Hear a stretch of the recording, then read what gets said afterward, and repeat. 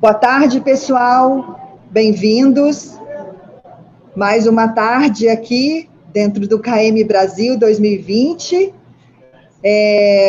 Para esse painel de agora, teremos o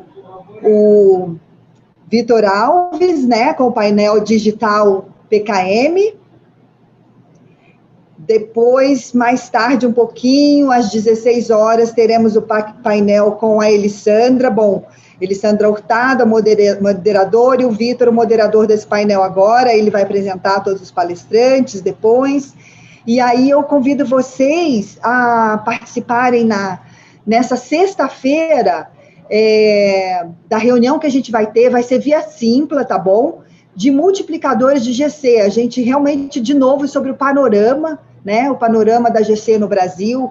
A gente realmente quer atingir todos os cantos, todos os tipos de empresa que existem aqui no Brasil. A gente quer realmente ter um panorama bastante completo, né, para trazer bastante insumo para a gente trabalhar nesse ano, nesse próximo ano, na gestão do conhecimento, né, para entender bem o que o nosso país precisa, né, o que o mundo precisa de nós nesse tema de gestão do conhecimento. Sejam todos muito bem-vindos. Também está acontecendo nesse momento a sessão de apresentação de trabalhos, né? Então, agora tem o professor Marcos Gaspar, daqui da Uninove, está moderando um painel, e aí teremos mais outras sessões aqui, mais tarde também com o professor doutor Felipe Martins. E é isso para hoje, gente. Muita coisa acontecendo. Eu reforço que as sessões ficarão gravadas, então, depois vocês no hall do evento, vocês têm acesso às sessões gravadas, tá bom? Bom, eu passo agora, então, para o Vitor, aí começar o painel. É com você, Vitor. Obrigada, gente. Bom, obrigado, Renata, pela introdução. Vou compartilhar aqui rapidamente uma breve apresentação sobre o tema. Bom, então, primeiramente, pessoal, gostaria de agradecer aí, primeiramente a SBGC, né, por ceder esse espaço e trazer esse tema tão relevante aí nos dias atuais, que é a gestão do conhecimento pessoal e na aprendizagem contínua, né. Agradecer também os nossos painelistas, né, uma grande honra tê-los aqui conosco, né, já pude estudar e trabalhar com alguns deles, então isso é um grande prazer meu poder estar com vocês. Então, é com muita felicidade que eu introduzo esse tema e nosso pessoal, né? Então, quem somos nós? Quem somos nós que estamos trazendo esse painel aqui para falar com vocês, né? Bom, eu sou o Vitor Alves, assim, eu sou um mero moderador aqui desse grande timaço que a gente está trazendo. Eu trabalho com gestão do conhecimento na Tecnip FMC. Também sou um professor convidado do MBKM, que é a pós-graduação em gestão do conhecimento da UFRJ, para falar sobre essa temática de gestão do conhecimento pessoal também, né? Estamos aqui conosco também o André Belo, Future Designer, professor consultor, né, do CRIO UFRJ, da HSM do Brasil, também autor de alguns livros sobre Design Thinking, né, organizador e palestrante de TEDx. Temos também o professor Américo Ramos Filhos. Ele é doutor e membro do corpo docente dos programas de pós-graduação em administração na UF, em gestão estratégica na Rural, né, do Rio de Janeiro, né, e pesquisador nessa área de gestão do conhecimento pessoal. E também o Alex Bretas, né, TEDx Speaker, autor também de livros relacionados à aprendizagem, aprendizado autodirigida, e facilitador de comunidade de aprendizagem autodirigida. Então, é uma grande honra tê-los aqui, né? Eu sou um grande fã de vocês, então, para mim, vai ser um grande prazer moderar essa temática com vocês. Bom, então, só para introduzir rapidamente para vocês, pessoal, para dar aqui o contexto, o pessoal aqui, vou colocar a bola na marca do pênalti, o pessoal vai fazer o gol aqui. Então, a gente vai dividir esse nosso painel, basicamente, em 3 partes, né? O porquê, por que a gente precisa pensar a gestão do conhecimento pessoal na aprendizagem contínua, né? O que é exatamente isso, o que é esse conceito de gestão do conhecimento pessoal e o como fazer isso na prática. Então, iniciando aqui, eu não vou dar spoiler, né, porque o professor André Belo vai falar melhor sobre isso, mas acho que esse gráfico, ele representa e resume bem o que está acontecendo no mundo, né? Essa exponencialidade que está acontecendo, esse aumento exponencial da tecnologia que faz gerar né, muito mais conhecimento, muito mais informação exposta. Então, isso traz algumas consequências, sejam elas boas ou ruins, para a nossa organização. A gente precisa lidar com isso, né? Então, isso vem muito por causa da tecnologia, né? O André vai falar um pouco melhor sobre isso. Isso gera esse gap, né? E esse gap exige de nós uma certa adaptação. E o que é exatamente essa adaptação, né? Essa adaptação que a gente precisa fazer, né? As principais consultorias hoje em estratégias já falam sobre isso como aprendizagem, né? A adaptação nada mais é do que aprender continuamente e de aprender melhor. Essa é a melhor forma de se adaptar, né? Isso foi uma coisa que a BCG trouxe nesse artigo, que é a hora de trazer a aprendizagem para a conversa do C-Level, né, dos executivos, porque muito se fala de adaptação, mas adaptação nada mais é do que aprender melhor, aprender mais rápido. Então, a McKinsey fala que a aprendizagem por si só é uma skill, é uma habilidade, então a gente precisa saber aprender, né? E aí que é a questão, né? Como aprender a aprender? O que é esse aprender a aprender? E aí, nesse ponto, que entra a gestão do conhecimento pessoal. E ela nada mais é, né? Dentre todos os modelos da gestão do conhecimento pessoal, um dos modelos que eu mais gosto e mais costumo utilizar, porque ele é simples e fácil de assimilar, é o conceito do Harold Ark, que fala do seek, do sense e do share. E esse conceito do seek, do sense e share, eu costumo dizer que ele se assemelha à analogia da pescaria, né? A gente tem que primeiro buscar conhecimento, né? Então, é um framework que nos ajude a aprender. Então, a gente primeiro busca conhecimento. E para fazer essa busca, para fazer essa captura do peixe, a gente tem que entender aonde a gente está pescando, qual é o peixe que a gente tem que pescar. Então, a gente prepara a vara, prepara o anzol para isso. E com isso, a gente busca o peixe que a gente está querendo. E com a informação e o aprendizado é a mesma coisa. Eu preciso entender o contexto que eu estou, preciso saber o que eu quero, e aí ter as ferramentas de aprendizagem, de conhecimento necessário. Porém, eu posso simplesmente pegar esse peixe e guardar ele, né?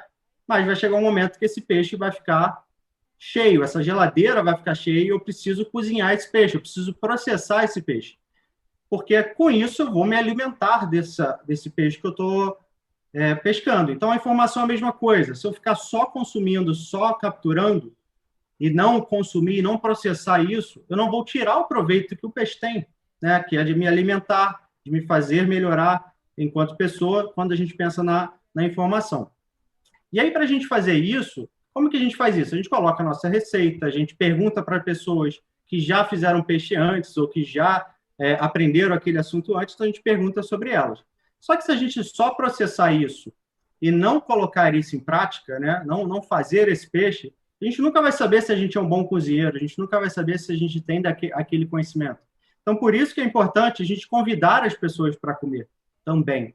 E aí entra o conceito do share, o conceito do compartilhar, né? Porque ao compartilhar o conhecimento, ao compartilhar o peixe com as pessoas, você de fato vai saber se o seu peixe é bom, se você sabe cozinhar um peixe, né? Isso gera relacionamento com as pessoas. Então, você tem a oportunidade, inclusive, de melhorar, porque as pessoas vão te dar feedbacks sobre esse peixe, sobre esse conhecimento que você está compartilhando. Então, com isso, né, de forma geral, a gestão do conhecimento pessoal é esse processo que te ajuda a entender e tomar controle da sua aprendizagem, né?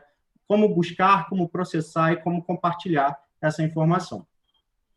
E aí, como a gente faz isso, né? E aí eu também não vou entrar muito no detalhe, porque o Alex vai cobrir isso no nosso talk aqui, mas, basicamente, a gente tem alguns componentes dessa gestão do conhecimento pessoal que a gente precisa ter em mente para fazer ela de forma efetiva, né?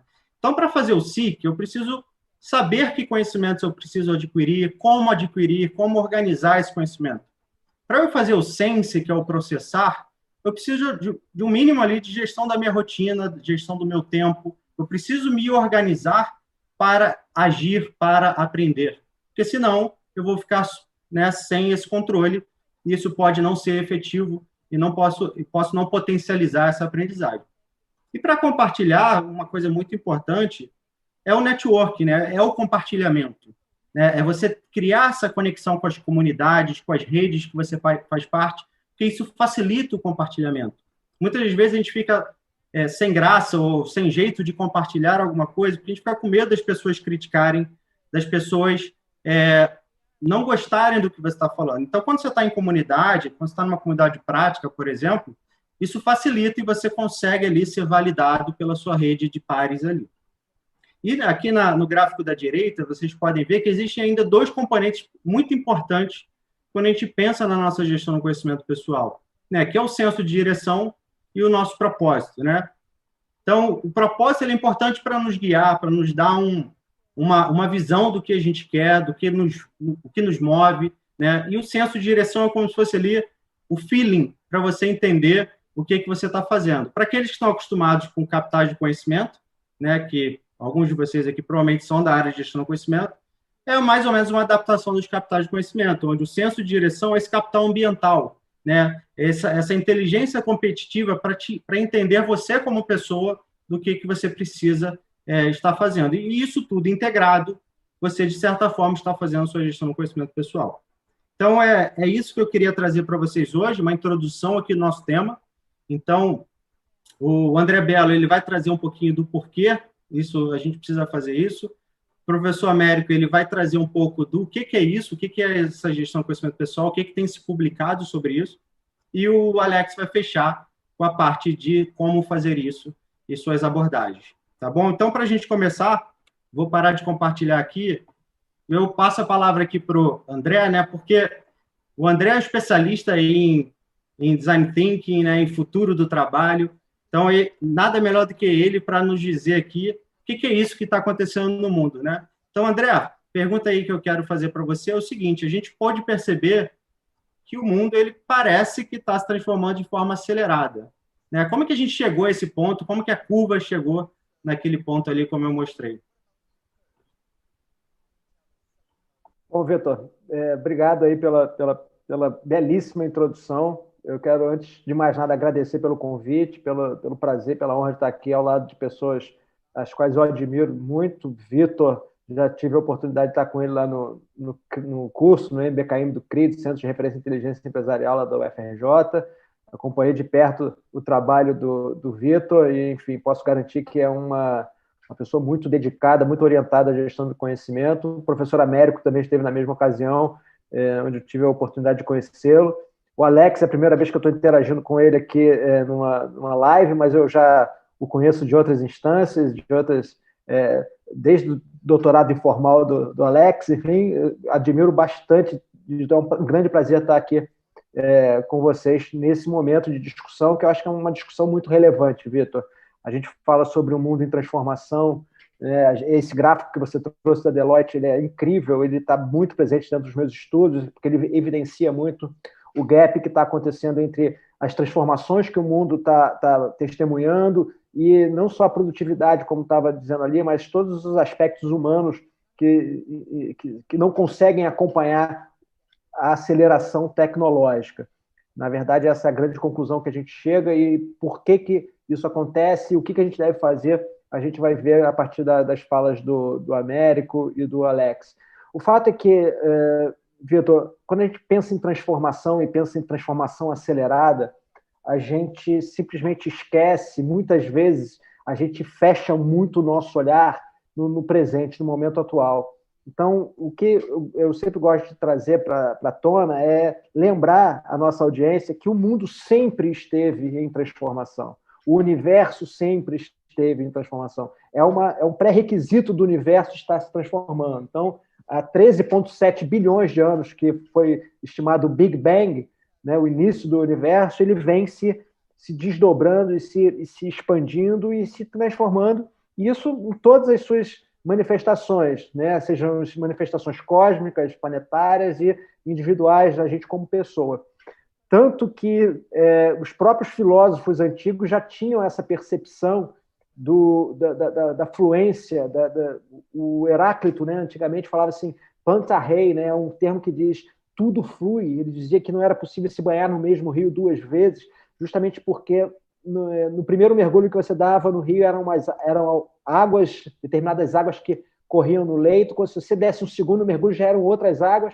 Mas, em última instância, nós também, o indivíduo também, no segundo mergulho do rio, já era outra pessoa. Então, nós também estamos em constante transformação o ciclo da vida, que é uma coisa que a gente aprende desde criança, do nascer, crescer, se reproduzir, morrer, já traz isso de uma forma muito clara para a gente. Só que quando a gente fala vem transformação que está acontecendo no mundo, a gente quase esquece disso tudo. Então, a primeira coisa que eu gostaria de compartilhar aqui, uma reflexão, é de que o mundo sempre esteve em transformação, né? E que muitas vezes, por a gente estar dentro dessa transformação, a gente não consegue perceber, né? É aquela história, quando a gente passa um tempo sem ver um parente, né, um sobrinho ou um primo menor, quando você vê, depois de um tempo, você fala, nossa, como você cresceu, né? É a frase que todas as crianças mais ouvem, né? Nossa, como você cresceu. É porque quando você se afasta daquele crescimento, você consegue perceber aquele crescimento, né? Os próprios pais não percebem, né, o crescimento acelerado dos próprios filhos. Então, tem até uma frase do Saramago que diz que é preciso sair da ilha para ver a ilha, né? Então, a gente não consegue se ver se a gente não sair de nós mesmos. Então, quando a gente fala em transformação, principalmente no momento atual, embora esteja muito evidente a transformação que a gente está vivendo, eu acredito que muitas vezes a gente não consiga perceber a grandiosidade dessa transformação. Então, o que eu costumo trazer como algumas referências é para a gente sair, criar um afastamento histórico para a gente entender os grandes passos que a humanidade, inclusive, já percorreu, para a gente perceber o nível de aceleração que a gente está vivendo hoje. Então, por exemplo, há 2 milhões de anos atrás, a gente testemunhou, como espécie, o primeiro que poderia ser considerado o primeiro artefato tecnológico, que é a pedra lascada, né? É um atributo, né? É uma ferramenta que aumentou a nossa capacidade, as capacidades humanas de caça, enfim, aumentou a dieta em proteína e que permitiu o desenvolvimento do nosso cérebro, que proporcionou toda a evolução da nossa espécie. E se a gente for analisar isso sob o ponto de vista de revolução, isso pode ter sido considerado uma grande revolução há 2 milhões de anos atrás, sendo que foram necessários milhões de anos para a segunda revolução em termos de alimentação, que foi a Revolução Agrícola, que também deu um outro salto, uma remodelagem, mudou a configuração das nossas cidades, né? Na verdade, estipulou as configurações da nossa sociedade a partir de então. Só que, assim, 2 grandes revoluções com um intervalo temporal de milhares de anos, né? Ou seja, mas sempre existindo a revolução. Se a gente der um salto mais recente, para 1450, em termos de informação, que é o que a gente está ventilando aqui, informação e conhecimento, em 1450, Gutenberg inventou a prensa, que mudou totalmente a forma como a gente produz e consome conteúdo, né, e gera conhecimento. E, no entanto, foram necessários, sei lá, 400 anos, mais ou menos, para o microcomputador também mudar de novo a forma como a gente se relaciona com a informação, como produz e consome conhecimento. Ou seja, aquelas revoluções de antigamente, né, da pré-história até a Revolução Agrícola, demoraram milhares de anos. No entanto, em 400 anos, a nossa história já testemunha revoluções muito importantes. Se a gente fizer recortes também mais próximos do presente, a gente vê que em 2007, por exemplo, o iPhone chegou ao mercado, ou seja, há pouquíssimo tempo atrás, né, antes disso, a gente se comunicava, se relacionava de outra forma, né? Então, em 2007, ele veio e trouxe mais uma revolução para a nossa forma de se relacionar, de trabalhar, de consumir.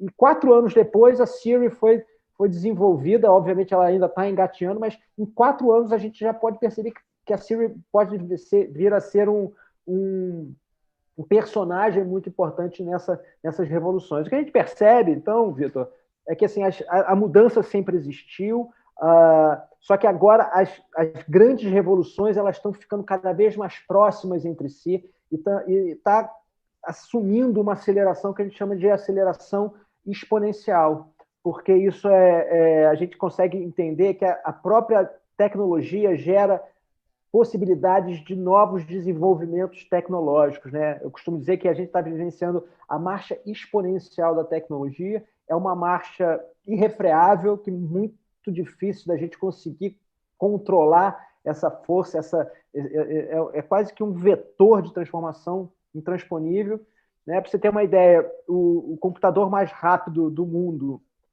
em 2018 era o computador Summit, de origem americana. Ele tinha o poder de processamento de 200 petaflops, né? E isso cresceu seguindo uma marcha exponencial. Os computadores dos anos anteriores tinham 34 e 93 petaflops, respectivamente, 2016 e 2017. Ou seja, isso desenhou nitidamente uma curva de crescimento exponencial. E o Ray Kurzweil, um dos fundadores da Singularity University, ele estipula que em 2029 o computador vai ter não 200 petaflops, mas vai poder se comparar ao processamento de um cérebro humano. Né? Ou seja, a máquina mais poderosa que a gente tem notícia, que a gente tem referência, de maior processamento, que a gente ainda não consegue entender em sua totalidade, segundo o Ray Kurzweil, vai ser equiparada a um computador já daqui a 9 anos. E ele vai além. Em 2060, o computador vai ter a performance de 7 bilhões de cérebros humanos. Né? Ou seja, é como se a gente pegasse todos os habitantes do planeta hoje, comprimisse numa grande máquina de processamento e chegasse a uma incrível entidade que a gente não sabe nem exatamente como é que a gente vai lidar com isso. Isso tudo é amparado, todo esse crescimento é amparado pela lei de Moore, né, que em 1965 identificou esse padrão de crescimento exponencial, e ao que tudo indica, alguns estudiosos acreditam que nos próximos 100 anos da nossa história, a gente vai testemunhar um impacto equivalente a 20 mil anos de transformação que a gente tem. Ou seja, daqui a pouquíssimo tempo a gente vai ter um mundo completamente diferente de tudo aquilo que a gente já tem como referência do passado. E é óbvio que isso traz uma série de mudanças em diversos aspectos. Eu acho que hoje a gente está aqui dentro de um fórum de gestão do conhecimento, eu acho que já é bem nítido que estamos numa nova era, que a era industrial ficou no passado, que as grandes ofertas de valor hoje estão no campo do saber, no campo do conhecimento. A gente está vivendo todo esse grande valor em relação ao que o conhecimento nos traz.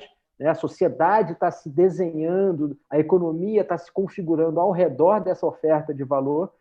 E a tecnologia acaba sendo um vetor de transformação que traz uma série de desdobramentos que vão desde a forma como a gente aprende, da forma como a gente compartilha, da forma como a gente entende o que precisa ser aprendido, na forma como a gente faz negócios, enfim. A gente acaba vivendo um mundo hiperconectado por conta da tecnologia, que traz a reboque uma dinâmica muito mais complexa e ao ponto da gente praticamente ficar aquém, né, desse entendimento, cognitivamente desamparado para tentar entender o que está acontecendo nessa transformação tão rápida. Acredito que o mundo vem se transformando desde sempre, mas agora a gente está num ponto que a transformação está sendo tão acelerada que às vezes fica difícil para a gente entender o que está acontecendo. Bom, obrigado, André. Acho que deu um bom fundamento aí de tudo isso que está acontecendo. Assim, deu uma boa explicada sobre aquela curva e as consequências disso, mas você mencionou aí sobre a questão dessa hiperconexão, né? E quais são as consequências dessa hiperconectividade entre as pessoas, o conhecimento, e as consequências disso, o que esperar do futuro, né, com isso? O que você teria a dizer, principalmente com foco ali da gestão do conhecimento, gestão do conhecimento pessoal, o que você teria a dizer? Pois é, Vitor, o que a gente está testemunhando hoje e está se popularizando muito nos últimos... o termo mundo VUCA se popularizou muito nos últimos 5 ou 6 anos, justamente porque ele descreve muito bem o mundo que a gente está vivendo hoje. Né? A gente saiu do mundo linear, repetitivo, segmentado e previsível, o mundo com os ranços da indústria, das linhas de montagem, onde a gente sabia exatamente o que vinha a acontecer, apesar do mundo já estar em transformação e assumir uma complexidade muito grande. O que hoje a gente vive é um mundo volátil, incerto, complexo e ambíguo. Né? Volátil porque o nível de transformação é muito rápido, a cada instante tudo pode mudar, vide a própria pandemia, que mudou drasticamente muitos cenários em diversas instâncias, de instâncias sanitárias, econômicas, sociais, de aprendizagem, enfim. Essa volatilidade já está sendo muito presente na nossa vida.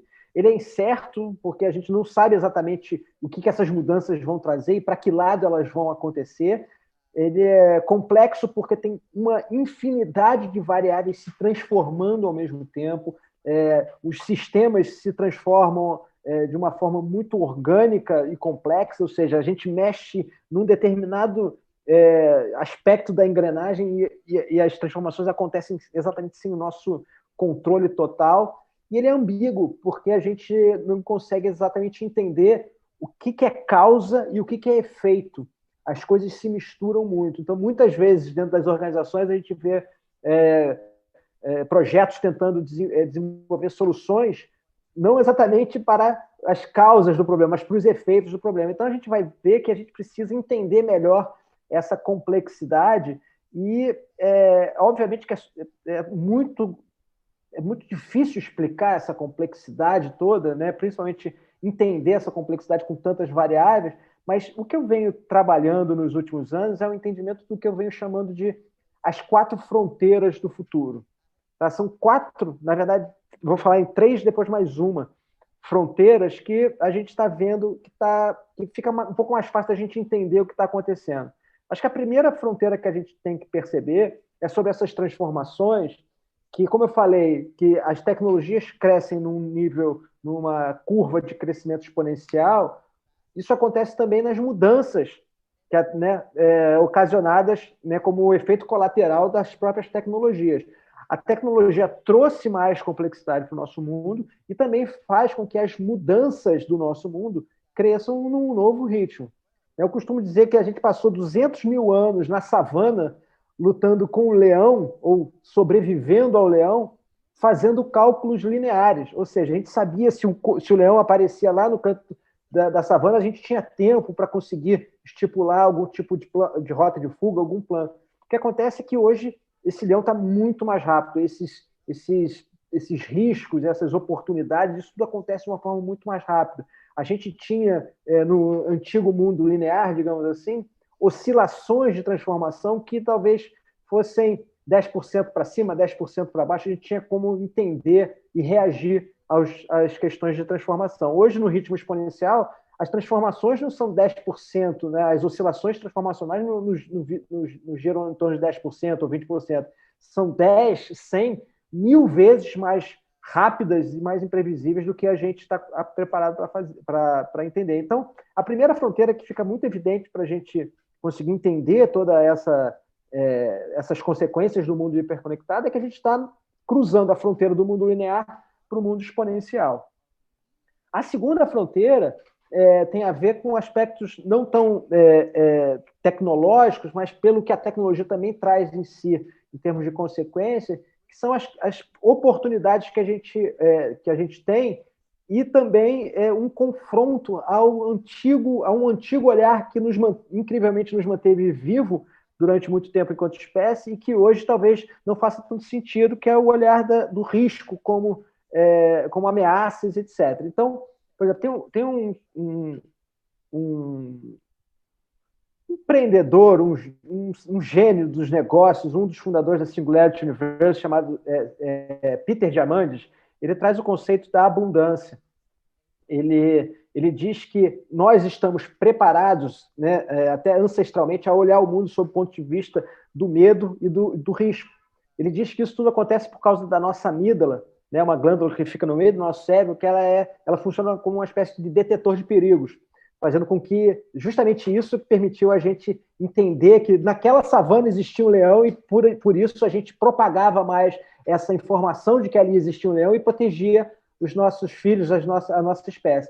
O que ele diz é que hoje em dia isso não faz mais sentido, que a nossa amígdala acaba trazendo para a gente um olhar de escassez, quando na verdade a gente tem um incrível leque de oportunidades trazidos inclusive pelo desenvolvimento da tecnologia, onde o mundo nunca teve tantos recursos para suplantar os maiores desafios da humanidade. Então, ele traz gráficos incríveis sobre o nível de pobreza, nível de mortalidade infantil, número de guerras, regimes democráticos no mundo. Ele traz uma série de dados que comprovam que o mundo nunca esteve tão bem aos olhos dos dados, enfim, de inferências mais pragmáticas. Só que nós, como humanos, e com o resíduo desse nosso aspecto ancestral, a gente tende a achar o mundo não tão positivo, tão abundante, mais escasso do que abundante. Então, trazendo essa visão do mundo escasso, do mundo abundante, junto com o desenvolvimento tecnológico, que certamente vai trazer para a gente a oportunidade, por exemplo, de uma enxurrada avassaladora, massiva de novos dados trazidos pela internet das coisas, enfim, pela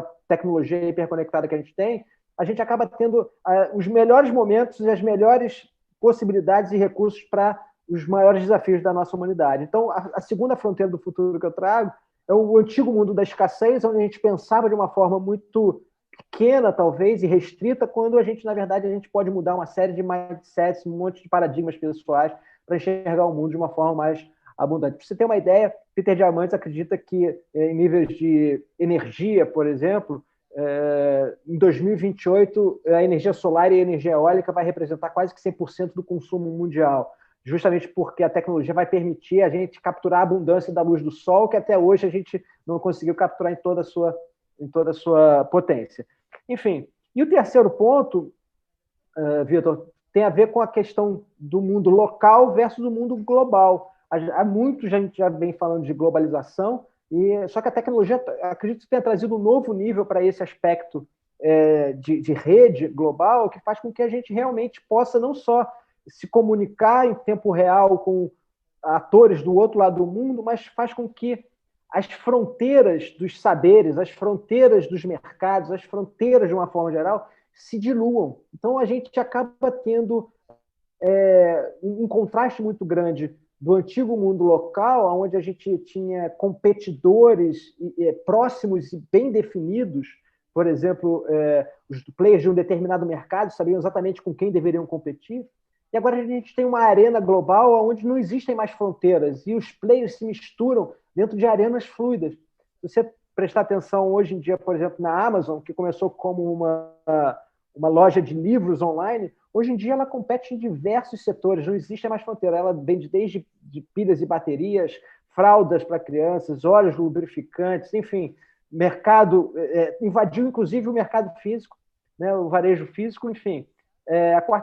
A terceira fronteira, então, seria a questão da localidade versus a globalidade. E o que isso, né, o que a gente pode esperar sobre o futuro, já antecipando aí o nosso terceiro momento e, na verdade, a quarta fronteira para o futuro, tem a ver com a questão humana, efetivamente, que aí a gente começa a aterrissar no que o professor Américo, Alex Beta, vão poder continuar daqui para frente. Que é o seguinte, a tecnologia ela permitiu a conexão de pessoas numa nova topografia social, econômica e política. Tem uma frase do Don Tapscott que ele fala assim: houve um tempo em que as multidões eram formadas por muitas pessoas no mesmo lugar. Só que hoje a tecnologia permite que as multidões estejam espalhadas por todo o mundo. E isso faz a topografia social, política e econômica se transformar incrivelmente. Se no passado recente a gente tinha topografias hierárquicas muito bem definidas, verticalizadas, né, com líderes muito sólidos e estipulados, hoje em dia a gente enxerga uma horizontalização dessas decisões, dessas possibilidades. Eu costumo trazer o exemplo do Ford T, né, do Henry Ford, que em 1908 trouxe para o mercado o primeiro carro. Ele era um carro preto, e ele dizia que os clientes poderiam ter o carro da cor que quisesse, desde que fosse preto. Essa é uma máxima, uma anedota aí do mundo dos negócios, mas que diz exatamente o seguinte: as decisões naquela época eram centralizadas. Quem tomava a decisão era o Ford e acabou. O mercado consumidor ele tinha a única opção de consumir aquele carro e ponto. O que aconteceria se o Henry Ford fizesse isso hoje? O mercado certamente reagiria ou com uma hashtag Ford não, ou a palavra que está na moda aí nas mídias sociais, ele seria cancelado de alguma forma. Ou seja, a gente consegue perceber uma inversão dessa pirâmide decisória, onde a base tem mais comando do que o topo. O topo ele tem que desenvolver outras habilidades, não só de mandar e criar as ordens, muito pelo contrário, de criar canais de relacionamento e escuta para entender os seus clientes. E aí a gente fala dentro de empresas também, os seus colaboradores. Porque, afinal de contas, clientes e colaboradores estão mais conectados, estão mais informados, estão mais conscientes de seus direitos e de suas possibilidades e, consequentemente, ficam mais exigentes. A gente vê Netflix, Spotify, Zoom, até os brasileiros, Magazine Luiza, iFood, XP, todos esses players de altíssima tecnologia certamente não estão ganhando espaço somente pelos aspectos tecnológicos. Os aspectos tecnológicos, nesse ponto, acabam sendo quase que commodity. O que acontece são as visões estratégicas desses players que enxergam a transformação digital, que é outro termo que está super em voga hoje em dia, não exatamente como tirar o proveito da tecnologia, mas como entender as necessidades e possibilidades a partir de um ser humano. Por isso que a gente sempre traz essa questão do equilíbrio entre o high-tech e o high-touch, né? Para um equilíbrio salutar, onde a gente consiga tirar o melhor proveito das tecnologias para nos desenvolver enquanto seres humanos. Então, a quarta fronteira acaba sendo, para mim, a fronteira humana, onde a gente precisa exatamente diminuir aquele gap que você mostrou no primeiro gráfico, para que as nossas habilidades consigam tirar o melhor proveito das tecnologias que estão ganhando terreno de forma, num crescimento exponencial que a gente realmente não consegue acompanhar. Não à toa, todos os fóruns, o Fórum Econômico Mundial, recorrentemente publica listas dos top skills para o século XXI, etc. Não à toa, as grandes habilidades necessárias para os próximos anos são habilidades humanas, é claro, porque as habilidades não humanas serão, obviamente, suplantadas pelas máquinas. E, nesse aspecto, acredito que a gente esteja diante de uma nova era humana, um novo momento onde a gente pode e deve olhar muito mais para as questões humanísticas, de como a gente pode se desenvolver, seja para projetar tecnologias de forma mais responsável, seja para consumir a tecnologia também de uma forma mais altruísta e positiva. Então, sendo assim, a velha máxima de Darwin, né, continua. A adaptação é fundamental. Adapte-se ou morra. Né? E eu acredito que para a gente chegar nesse ponto, a gente precisa de alguns aspectos que certamente serão ventilados aqui pelo Américo e pelo Alex, que assim, pensamento crítico é fundamental, a gente vai precisar muito desenvolver o olhar além das aparências, a gente vai precisar duvidar de uma forma saudável, sem ser pedante, sem ser negativo, mas a gente vai ter que desenvolver o pensamento crítico, investigar as fontes das nossas informações. Durante muito tempo, o nosso problema era acesso à informação, hoje o nosso problema é o excesso de informação. Mais do que nunca a gente vai precisar saber o que consumir, né? Se aquela fonte é confiável. Enfim, isso vai ajudar o nosso desenvolvimento intelectual, profissional, o nosso desenvolvimento social, o nosso físico, espiritual, enfim. E o pensamento crítico, eu acho que ele é fundamental como um pré-requisito para o desenvolvimento contínuo, que tem muito a ver com a questão da aprendizagem pessoal aqui. A gente vai precisar ser mais observador, mais curioso, enfim. E eu acredito também que a gente vai precisar desenvolver um novo nível de autonomia e protagonismo. Dentro dessa sociedade topograficamente mais distribuída, a gente não vai ter um chefe, um líder muito claros para dizer exatamente o que a gente precisa aprender. O professor mesmo, os professores talvez mudem as suas essências aí nesse processo. A gente vai precisar ter muito mais autoliderança dentro de um ambiente distribuído. Isso faz muito sentido dentro das organizações, onde a gente precisa de mais agilidade nas tomadas de decisão. Já não dá mais tempo das cadeias de comando e controle subirem até uma hierarquia superior e descer. As decisões precisam ser cada vez mais nas pontas. E acredito que isso também se reflita nas questões de gestão do conhecimento pessoal, que a gente vai ter que ter mais autonomia para identificar exatamente, como na analogia que você trouxe, o que pescar, né, como processar e para quem oferecer isso. Isso tudo vai depender de cada um de nós. Né? Eu acho que tem até uma hashtag que eu gosto de usar, assim, somos todos líderes nesse momento. A gente não vai ter mais alguém para mandar na gente, a gente vai ter que tomar novas decisões. Eu, particularmente, acredito que nós somos unidades mínimas de transformação na nossa vida, no nosso trabalho, na nossa empresa, na sociedade como um todo, e mais do que nunca a gente vai precisar assumir esse protagonismo, essa vanguarda de decisões, para a gente chegar numa nova capacidade de adaptação, quebrando a rigidez mental, enfim, e finalizar aqui com Toffler, né, a célebre frase de aprender, desaprender e reaprender, que eu acho que faz todo sentido nesse mundo de transformação super complexo, super ambíguo, volátil e incerto. É isso aí, André. Eu acho que você fechou bem, né? E já deu aí, já fez quase o gol para o Américo, né? E eu acho que tem tudo a ver. Você mencionou aí a questão do protagonismo, da gente sair de um mundo de escassez para um mundo de excesso de informação. Então, o problema hoje não é mais acessar, mas sim como filtrar essa informação. Isso tem tudo a ver, né, com o que o Américo vai trazer, que é o que é essa tal de gestão do conhecimento pessoal e como que ela ajuda nesse processo, né, Américo? Então, passa a palavra aí, professor Américo, fique à vontade para introduzir. Ok, Vitor. Obrigado, Vitor. Obrigado aí pelo convite, pela oportunidade de poder conversar um pouco sobre esse tema, né?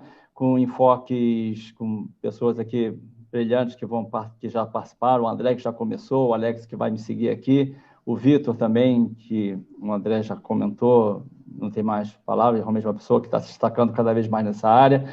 Então, eu queria realmente agradecer a oportunidade também dos organizadores aqui no Brasil, também de possibilitar que eu estivesse aqui para poder conversar sobre o assunto com vocês, sobre uma ação que eu já venho fazendo algumas pesquisas no âmbito acadêmico. Não quero, dentro do possível, não passar uma mensagem puramente acadêmica, acho que não é o caso aqui, e ainda eu vou fazer talvez um mix, né, com uma passagem mais empresarial, tendo em vista também que eu, durante muitos anos, muitas décadas, eu trabalhei direto em empresas, então agora estou mais conectado disso, estou mais no acadêmico, mas de qualquer maneira a gente pode fazer essa integração. Eu vou aqui compartilhar a minha tela para poder verificar com vocês. Vitor, está tudo certo? Estamos vendo. É só botar em modo de apresentação. Só entrar no modo de apresentação, ainda não entrou aqui, né? Okay. Isso. Vai apresentar daqui a pouquinho. Ok. Bom, gente, então vamos conversar um pouco sobre o assunto, gestão do conhecimento pessoal nas organizações, e eu vou incluir a questão da sabedoria prática, tá? Ou seja, o Fronedes, como se diz, na Grécia, em especial por Aristóteles, mas no âmbito novo, no âmbito das novas tecnologias, das configurações organizacionais, que, como bem disse o André, é algo que está mudando a cada momento, de forma cada vez mais rápida nos últimos anos, mas que permanecem algumas questões que são essenciais, né?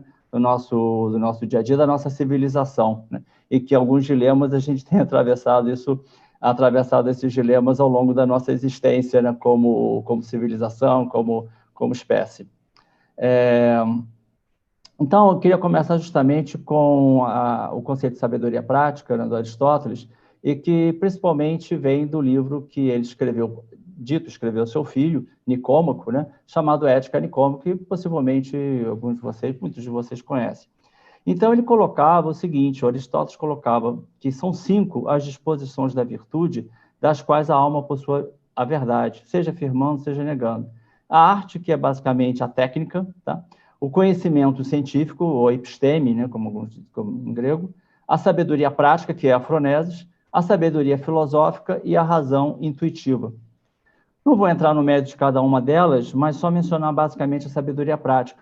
Nós temos trabalhado muito o episteme, que é basicamente conhecimento científico, que evoluiu de forma assim inegável, né, nas últimas décadas, nos últimos anos, e a prática também, né, ou seja, o praticar.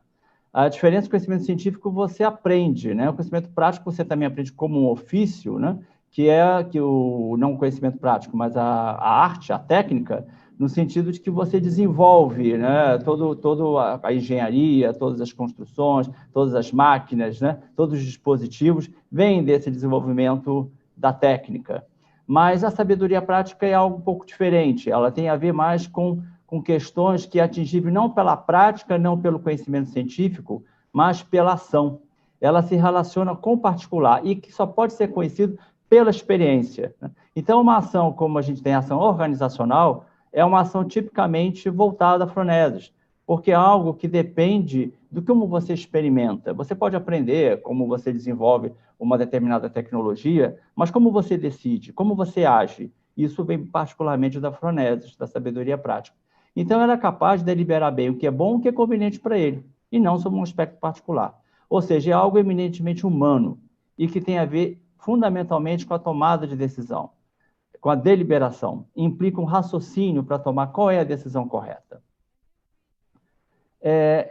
A partir daí, né, o próprio conhecimento aristotélico e outros que se sucederam a ele, o estoicismo e outros tantos, caíram, né, ao longo do tempo, ou seja, na Idade Média, na Idade Moderna. Isso foi se recuperando, principalmente a partir do século XIX.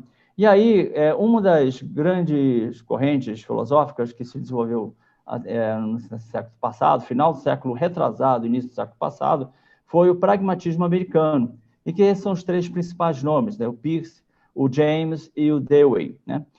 na ordem que estão aqui, o James, o Peirce e o Dewey. Eles também desenvolveram, embora não fosse de uma forma homogênea, cada um tinha o seu pensar, né? E a origem dele era diferente, um era químico, o outro era psicólogo, e o terceiro era educador, né? O Dewey, no caso, grande educador, por sinal, nos Estados Unidos, e eles influenciaram muito um conhecimento em que você adquire justamente pela experiência, né? Então, muitos aspectos que estão ligados à ação, à decisão, ao contexto, que já vinha desde o Aristóteles, com a sabedoria prática, foram retomados, foram mais desenvolvidos a partir, ou foram recuperados a partir do pragmatismo americano e de outras também, outras correntes que se desenvolveram na época. E o pragmatismo americano é tão importante que muito do que nós vemos hoje de gestão, gestão da qualidade, mesmo a gestão do conhecimento e outras práticas que nós temos até hoje, elas vêm de alguns fundamentos que já eram comentados pelos três, né? Principalmente pelo Dewey, né? Que no caso da educação. Vários alunos e alunos de alunos de Dewey depois inspiraram os chamados gurus da qualidade ou outros gurus da gestão que a gente conhece por aí, na teoria da administração, na história do pensamento administrativo, né?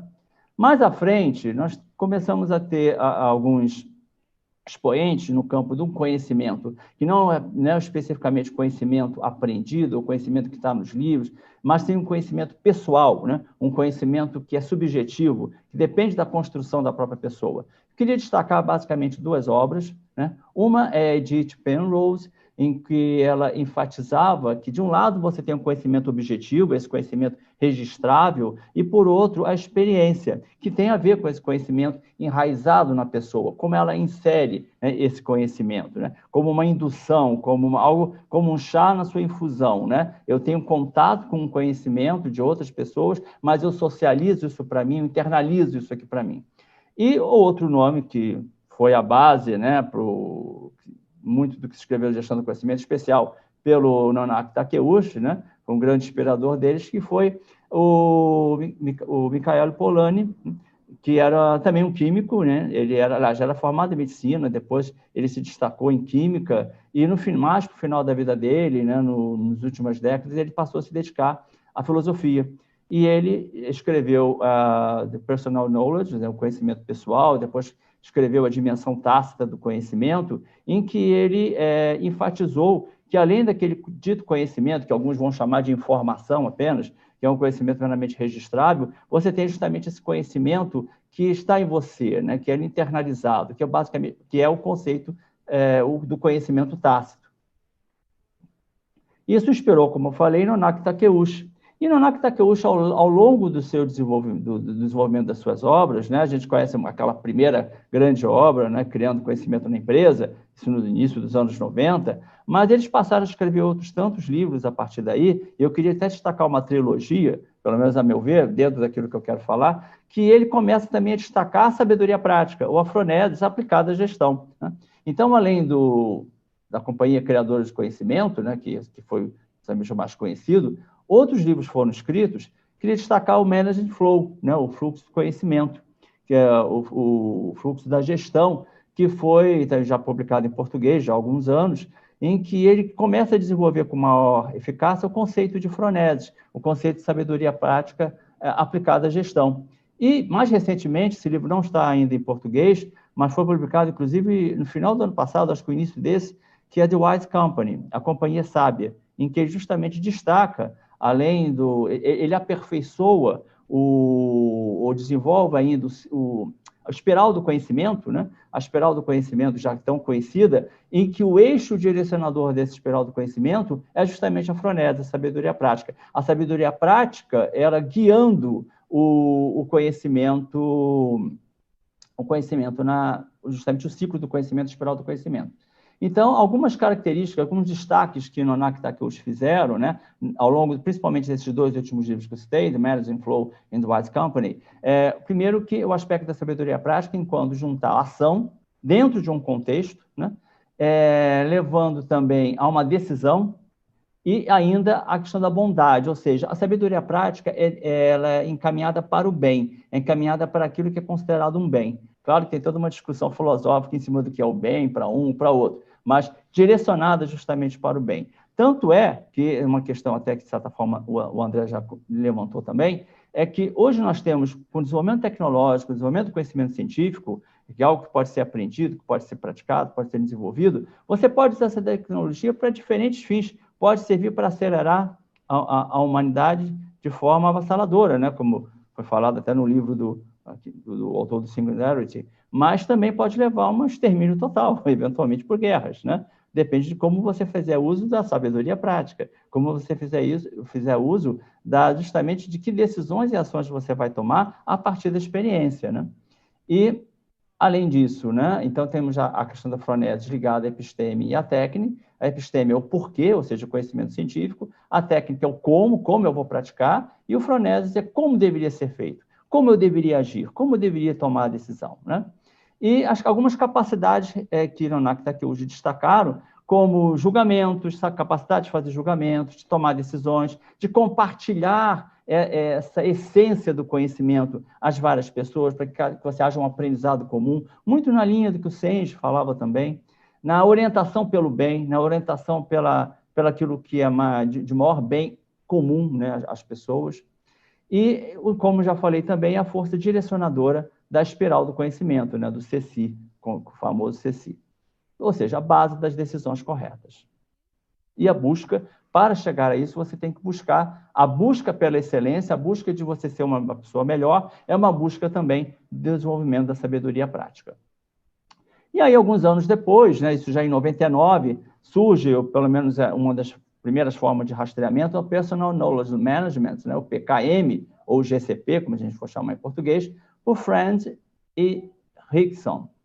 Isso em 1999. Jason Friend ele atuava na área de matemática, sistemas de informação, e ele na UCLA, né, na Universidade da Califórnia, e na época também estava lá Carol Rickson, que atuava na área de informação, na área de biblioteconomia, e eles uniram os seus talentos e escreveram sobre isso, né, sobre o Personal Knowledge Management. Hoje o Friend está aposentado, a Rickson hoje ela atua na Flórida, e fizeram, né, ter o conceito de PKM, né, que é basicamente um conceito, uma modo conceitual para você integrar informação de várias bases do conhecimento e que você provê uma estratégia em que você possa juntar essas diferentes formas de informação que possam ser aplicadas sistematicamente para expandir o nosso conhecimento pessoal. E isso falou em 99, quando a internet, se não engatinhando, estava ainda bem no seu começo. Hoje em dia, com o conhecimento de tecnologia da informação cada vez mais exponencial que nós temos, imagina, isso ainda é muito mais complexo e muito também necessário e importante a gente fazer esse julgamento. Mas lembrando, integrando com a sabedoria prática, juntando essência, juntando a um bem comum, a melhorar a sua capacidade de decisão. Alguns aspectos conceituais do PKM, isso aqui foi extraído de um artigo escrito junto com alguns orientandos meus, em que escreveram comigo e foi apresentado num evento alguns anos atrás.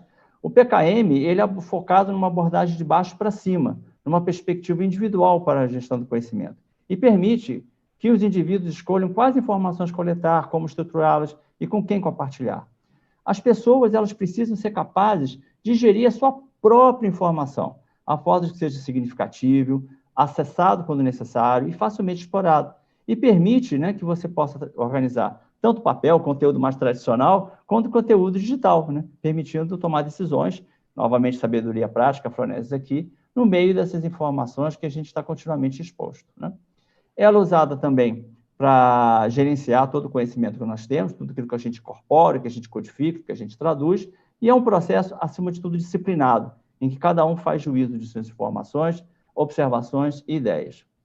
Uma outra obra bastante interessante também no âmbito de gestão do conhecimento pessoal é a obra do Personal Knowledge Management, do David Pauling e do Gorman, em que eles destacam algumas estratégias de gestão do conhecimento pessoal, como customização individual, como a disposição pela aprendizagem contínua, pela interação social, pela formação de rede, pela utilização de tecnologia para melhorar a organização do seu conhecimento, rastreabilidade, etc., pela capacidade de prever e antecipar, porque você desenvolve uma sensibilidade.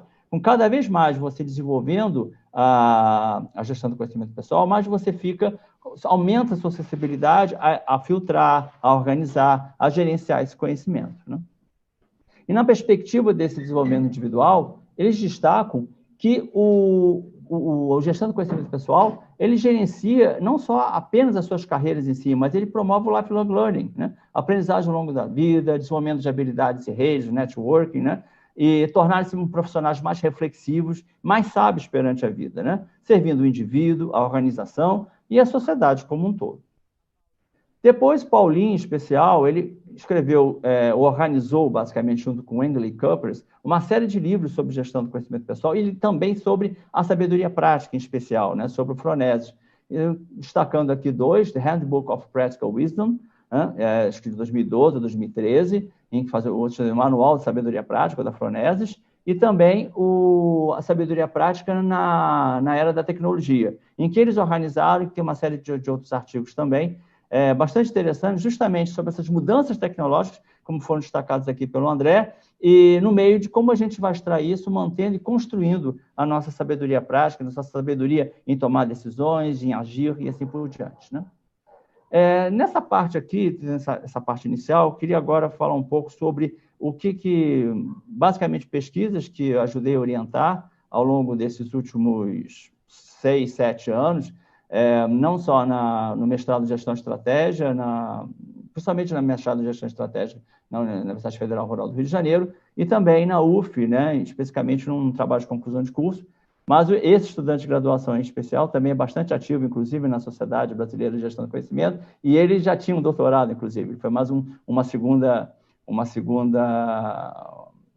carreira, né, na qual ele já está desenvolvendo também, mas que a gente pode integrar muito no âmbito de gestão do conhecimento, né? Então, fizemos aqui tanto na Rural quanto na UF. Eu vou destacar assim muito rapidamente, para evidentemente não é o objetivo aqui tomar muito tempo, mas o primeiro deles foi da Priscila, sobre gestão do conhecimento pessoal dos docentes em curso de administração, um estudo comparativo entre uma universidade tradicional e uma universidade corporativa. Então, ela fez basicamente uma comparação entre como é que a gestão do conhecimento pessoal se apresentava em professores acadêmicos, né, numa universidade tradicional, como a gente conhece, e também numa universidade corporativa de uma grande empresa brasileira, né? E quais são as diferenças que foram encontradas nos dois casos. A partir daí, ela pôde elaborar um framework em que ela estabeleceu 4 dimensões, uma dimensão formal, uma dimensão prática, uma dimensão individual e uma dimensão organizacional. Um trabalho a seguir foi do Carlos Henrique Vasconcelos, sobre gestão do conhecimento pessoal, estudo de caso com pesquisadores sêniores. Então, ele atuou num centro de pesquisas, também de uma grande empresa, e a partir daí destacou como é que essa gestão do conhecimento pessoal ela é feita, ela é praticada por esses pesquisadores, né? Então, basicamente, e em cima de pesquisadores sêniores, ou seja, pesquisadores que já têm um nível de consultoria, são grande experiência na área.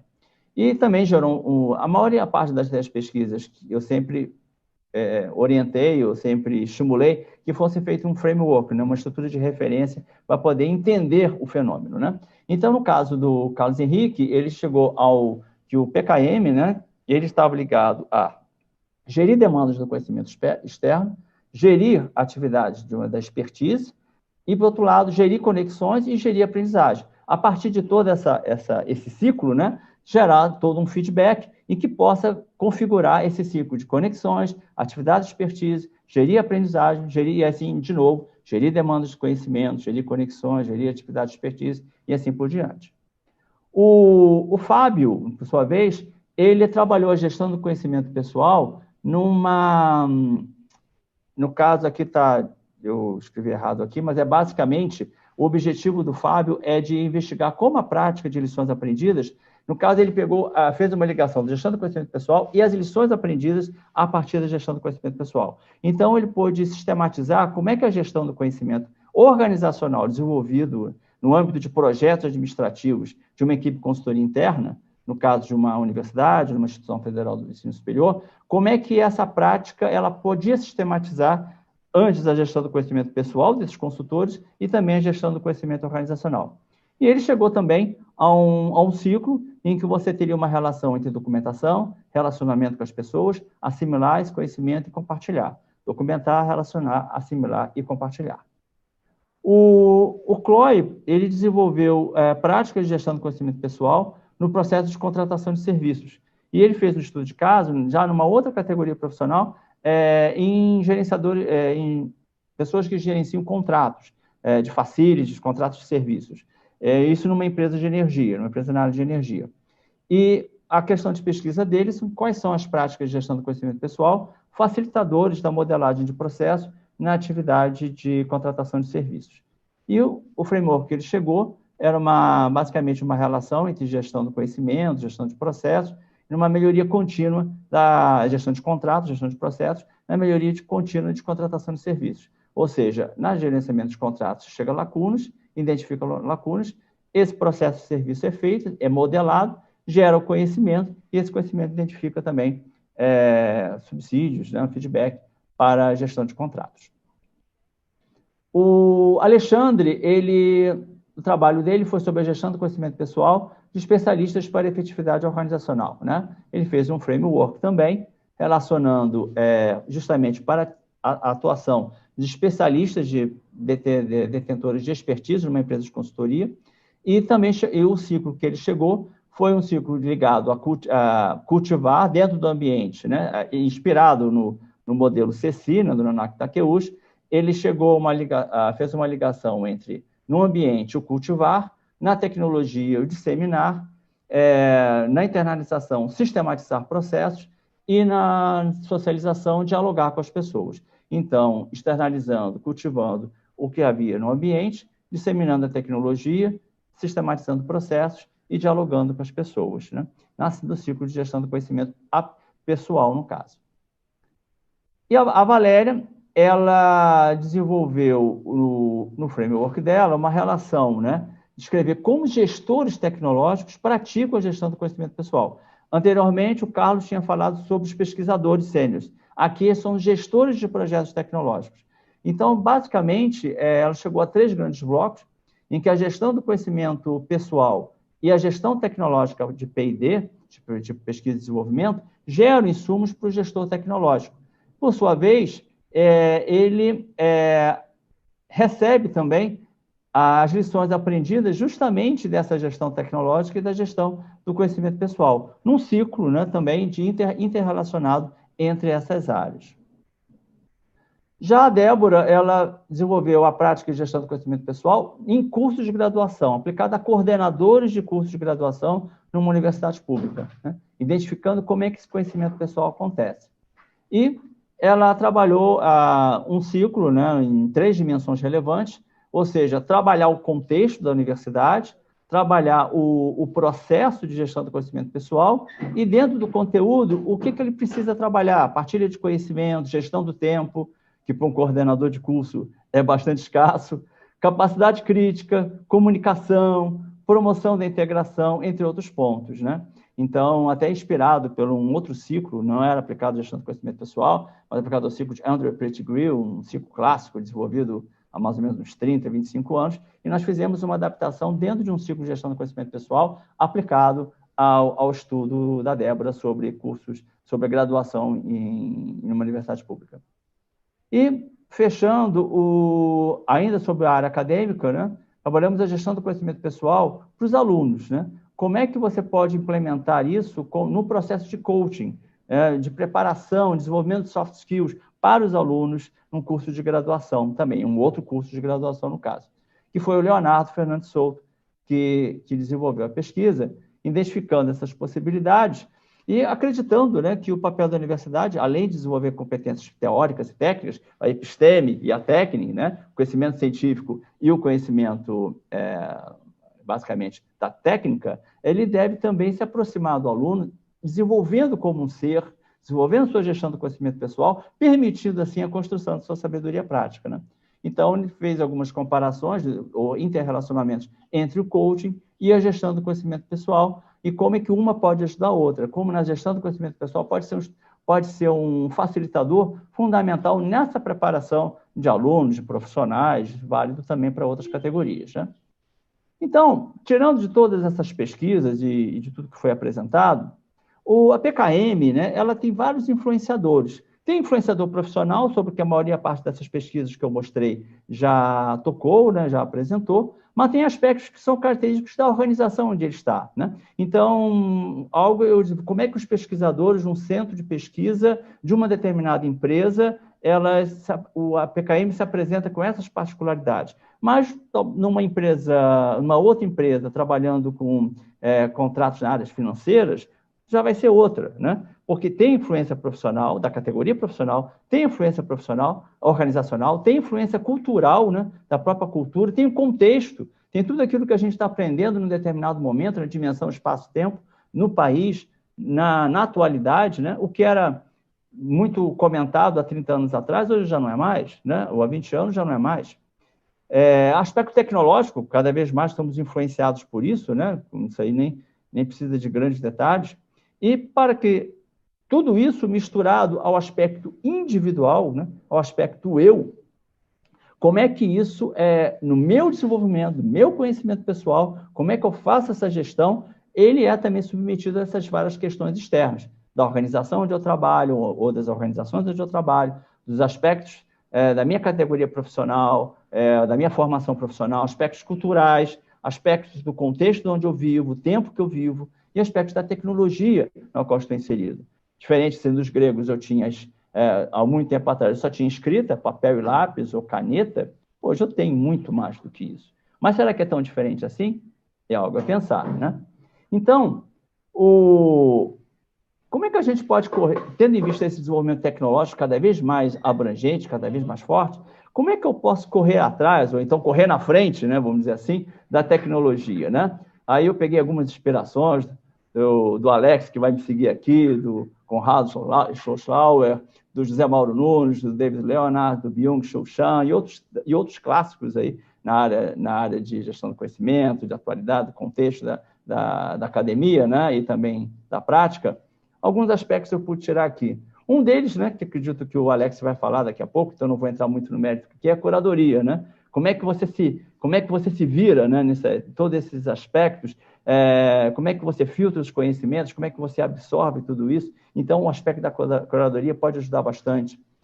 O aspecto da bola de neve é inspirado um pouco até teve um artigo, um post recente do Conrado, em que ele se inspira no livro 01, em que que no final das contas ele faz uma adaptação no sentido de você se concentrar num determinado campo de conhecimento e aí aos poucos você vai aprendendo. Eu queria puxar um pouco pela bola de neve, ou seja, você está tão perdido com por onde eu começo?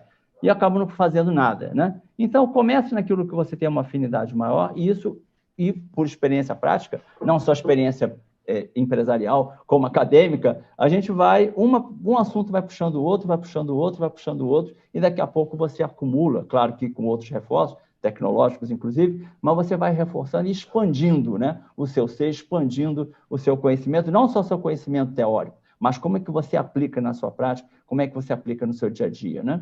E ter horas para reflexão, né, e para sua convivência interna, né?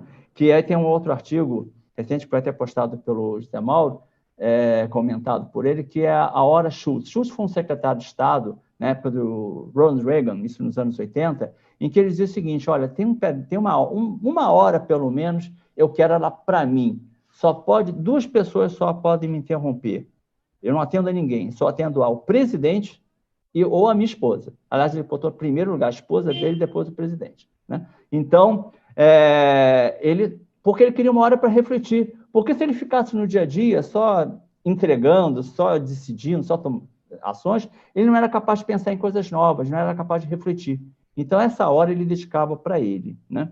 Dedicava para ele justamente chegar ao sense, né? Um pouco daquele do Sixth Sense Share, chegar ao sense, né? Chegar como é que é aquilo tudo que ele estava buscando, como é que ele processa, como é que ele dá sentido, né? A tudo isso que ele está tomando contato. Temos também a própria sabedoria em prática em si, você desenvolvendo a sua capacidade de agir, capacidade de tomar decisões, né? Capacidade de, enfim, ser orientado para a questão do bem, conhecimento de si mesmo, porque você muitas vezes vai na onda de outros, faça assim, faça colar, faça daquele jeito, desenvolva o seu conhecimento pessoal, use essa tecnologia A, B, C e D, tá bom, ótimo, mas será que aquilo é mais apropriado à sua forma de de viver, sua forma de agir, sua forma de trabalhar, muita coisa você vai incorporar, mas outras você tem que fazer suas escolhas. E nada melhor do que você tentar conhecer a si mesmo, as suas potencialidades. Não tentar, você tem que fazer isso, é uma questão até fundamental para a sua existência. E, finalizando, o amor, né? Se a gente não tiver... O objetivo final da sabedoria prática é você desenvolver o bem e o bem comum. Então, se você não ter efetivamente uma relação de amor pela humanidade, de amor pelas pessoas, pelo bem em si, você não consegue desenvolver a sabedoria prática e nem fazer uma gestão do conhecimento pessoal que lhe leva a isso, a tomar as melhores decisões, não só para você mesmo, do ponto de vista egoística, mas no sentido do bem comum, né? Só para a gente finalizar, eu estou começando agora, fazendo uma alteração, um desenvolvimento do meu projeto anterior de pesquisa, e já estou começando a fazer alguns trabalhos no projeto aí junto à UF, na gestão do conhecimento pessoal nas organizações e sabedoria prática no âmbito das novas tecnologias e configurações organizacionais, em que eu vou continuar a atuação nas diferentes atividades ocupacionais, né, como mostrei em algumas pesquisas anteriores. E como é que a gestão do conhecimento pessoal se processa, levando em conta de todo esse contexto de novas tecnologias e o contexto de novas configurações organizacionais, como as organizações, né, como já falado na mudança, que o André tão bem ressaltou, que a mudança se opera na tecnologia e se opera em toda a sociedade e nas organizações nas quais a gente se insere, a gente vive, né? Espera-se com o estudo mapear esses diferentes perfis de atividades, avaliar comparativamente, tendo em vista as organizações e as novas tecnologias, avaliar o impacto da especialista nessa atividade e avaliar, demonstrar também quadro de referência que possa estabelecer alguns padrões, algumas relações, algumas causalidades a partir disso, né? E a gente estou construindo, junto com os alunos, diferentes frentes de trabalho com os alunos do programa de mestrado, né? Esse grupo, né, eu estou desenvolvendo, batizei ele de PSC, Práticas, Saberes e Conteúdos, no sentido que você tem as práticas, pela gestão do conhecimento pessoal, ela gera qualificações, gera saberes, que, por sua vez, transformam-se em condutas, se ressaltam nas condutas pelas competências, que giram um ciclo também, que desenvolve as práticas, que desenvolve os saberes e as condutas, assim por diante, num ciclo virtuoso, né? E aí a gestão do conhecimento pessoal tem seu próprio ciclo dentro dele. Tem também suas práticas, tem seus saberes, tem suas condutas, né? A gente também está tendo a oportunidade de fazer alguns webinários que inclui o assunto de gestão do conhecimento pessoal. O primeiro foi com o próprio Vitor, né? Feito em julho. Fizemos um outro também com a pró-reitora da graduação da UF e com a Estela Fernandes também. Ela é uma consultora na área. E nós já falamos sobre esse assunto, sobre gestão do conhecimento pessoal. E no Enampad nós temos um tema que é justamente sobre sabedoria prática, em que eu sou um dos líderes de tema, junto com outros professores, em que a gente, entre um dos temas, uma das frentes, é também a gestão do conhecimento pessoal, o desenvolvimento disso, né? Então, eu queria encerrar, não sei se eu estendi muito aqui no tempo, mas lembrar T.S. Eliot como um poema, né? Na verdade, esse aqui é um trecho de um poema, de Rock, em 1934. E o T.S. Eliot, ele teve 3 frases que, de certa forma, inspiraram, que vocês logo vão reconhecer, né? Em que, where's the life we have lost in living? Okay. Where's the wisdom we have lost in knowledge? Where's the knowledge we have lost in information? E aí alguém vai lembrar, isso é o DIKH, né? O famoso DIKH. Só que tem um data que não estava aqui, né? Dados, informações, conhecimento e sabedoria, né? Alguns dizem que foi inspirado no poema de T.S. Eliot, embora não haja uma prova cabal disso. E, na verdade, faltava o dado aqui. Alguns incorporaram, por exemplo, no artigo seminal de Franz e Rickson sobre gestão do conhecimento pessoal, eles incorporam onde está a data que nós perdemos na informação, né? Mas isso não foi dito por ele, né? Então, queria encerrar por aqui, né? Queria agradecer novamente a oportunidade. Espero que tenha podido gerar algumas reflexões e contribuições aqui junto ao tema. Mais uma vez, muito obrigado. Obrigado, professor Américo, pela excelente fundamentação aí. Eu acho que deu bastante conteúdo, né, e bastante referências aí para quem tem interesse nessa temática de seguir, né? Então, agora eu sigo a palavra para o Alex, para que ele possa finalizar aí, né, Alex? Tem aí, tentar 10 minutos aí para a gente ter tempinho para perguntas, não sei se você vai conseguir, mas de maneira prática, né? Beleza, o que é, como fazer essa autoaprendizagem, né? Você, como especialista em aprendizado dirigida, ela está no âmago dessa gestão do conhecimento pessoal. Como eu coloco isso em prática? Como eu tenho autonomia da minha própria aprendizagem? Eu acho que o Alex é um grande especialista e viveu isso muito na prática. Então, Alex, a palavra é sua, compartilhe aí com a gente. Legal, Vitor. Agradeço o convite. André, Américo, agradeço estar aqui com vocês também. Aprendi bastante, inclusive essa citação do T.S. Eliot. Eu já tirei um print aqui para salvar, porque eu achei sensacional, Américo. Muito legal mesmo. Obrigado por compartilhar. Eu vou compartilhar minha tela aqui e colocar aqui no modo apresentação. Acho que o meu recado aqui, eu vou tentar ser breve, ele está inserido nessa dinâmica que eu chamo de aprendendo a aprender, né? Eu acho que isso tem tudo a ver com gestão do conhecimento pessoal, embora tenha outros nomes, outras taxonomias, outros conceitos, mas acho que tem absolutamente tudo a ver. E é assim que eu nomeei meu caminho enquanto eu estava caminhando. Acho que, de algum modo, a gente precisa muito fazer que nem esse bonequinho aí, né? Eu adoro essa imagem, não tem uma fonte, mas que mostra esse libertar-se, né, das linhas retas, e é um esforço, né, é uma dedicação, é uma tarefa que se faz junto, e eu acredito muito que a gente precisa fazer que nem esse menininho, porque a gente foi muito aculturado no sistema escolarizado que a gente viveu, né, todos nós aqui, acho que estamos nessa conversa aqui hoje, muitos que acho que estão assistindo também, vivenciaram um processo de escolarização de 9, 10, 12, 15, às vezes mais anos, né? E isso tudo vai nos colocando numa certa forma, que eu acho que depois a gente precisa se dedicar bastante, que nesse bonequinho aí, para a gente encontrar a nossa própria autenticidade. E essa autenticidade muitas vezes não conseguiu se expressar nesses sistemas tradicionais que às vezes excluem algumas autenticidades em favor de outras, né? Meu processo começou com essa campanha de financiamento coletivo. Na verdade, começou um pouquinho antes, mas acho que esse é um símbolo importante. Eu estava muito interessado em 2013 para 2014 em escrever um livro sobre aprendizagem de adultos. Era um tema que estava muito forte para mim naquele momento, estava me dando muita curiosidade de saber mais sobre, de investigar.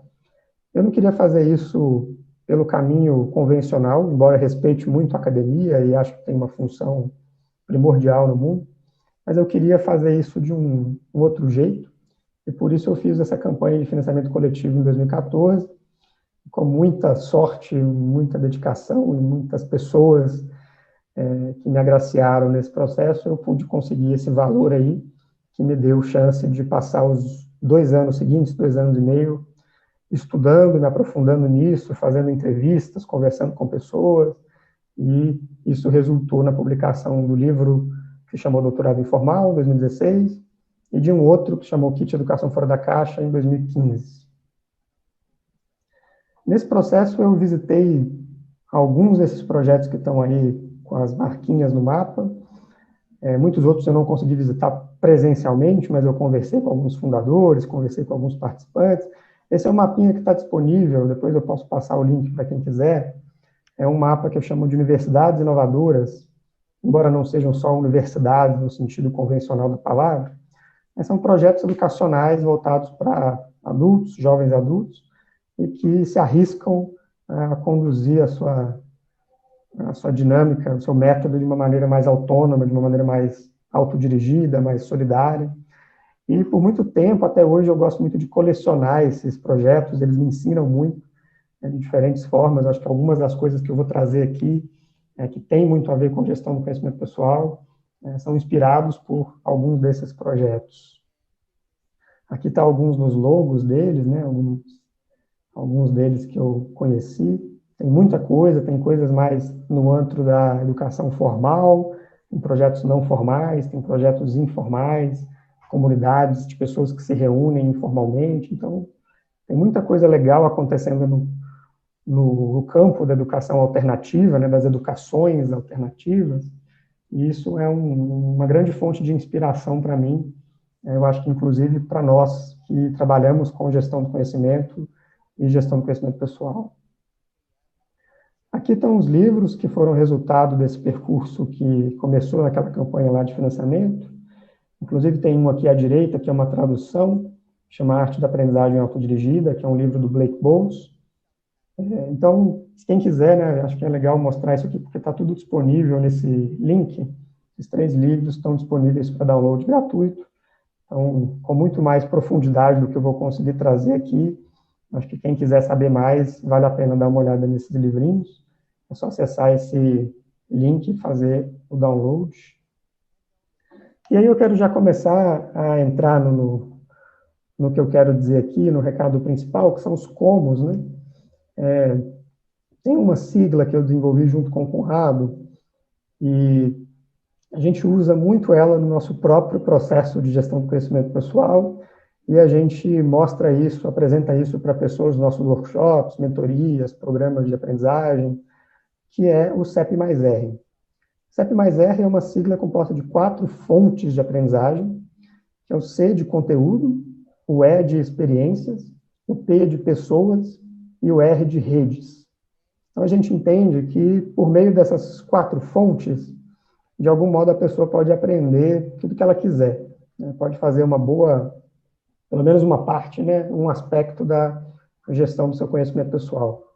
O conteúdo é o que a gente já se acostumou a entender como educação, né? Quando a gente está lendo um livro, a gente está consumindo conteúdo. Quando a gente está assistindo um vídeo no YouTube, a gente está consumindo conteúdo. E aí, como a América e o André aqui falaram muito bem, a grande questão que a gente vive em relação a conteúdos hoje é que a gente está mergulhado num grande excesso, né? E a gente precisa entender como que a gente não cria ansiedade em relação a isso e consegue navegar por esse grande oceano com mais tranquilidade. De experiências, acho que é uma das grandes fontes que eu pessoalmente gosto de utilizar bastante, é quando a gente coloca o nosso conhecimento em prática, né? Quando a gente testa alguma hipótese na prática. Isso parece complicado, mas não é. A gente sempre dá um exemplo, eu e o Conrado, quando a gente vai fazer um risoto, a gente pode ler todas as melhores receitas de como se fazer um risoto, a gente pode ter a assessoria de um grande chefe de cozinha especializado em risotos, mas a gente só vai realmente conseguir aprender a fazer risoto na prática quando a gente sentar lá, né, chegar no fogão, pegar os ingredientes, misturar, fazer, servir para alguém e a pessoa elogiar, falar, ficou bom, né? Então, de fato, a experiência é uma parte intransponível do processo de aprendizagem e a gente pode usar esse fator experiência de maneira muito intencional no processo, né? Você pode colocar um desafio para você mesmo, você pode fazer uma viagem, e essa viagem pode ser uma experiência de aprendizagem.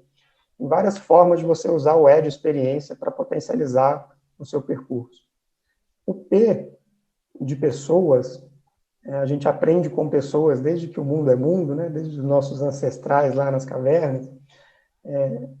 A gente pode usar esse P de uma maneira muito intencional quando a gente faz gestão de conhecimento pessoal. Por exemplo, eu vou falar aqui daqui a pouquinho de entrevistas, eu posso virar aqui para o Vitor, que é uma pessoa que, né, a gente já se esbarrou em vários espaços e eu sei que ele conhece muito sobre gestão de conhecimento pessoal e esse é um tema que eu estou querendo aprofundar.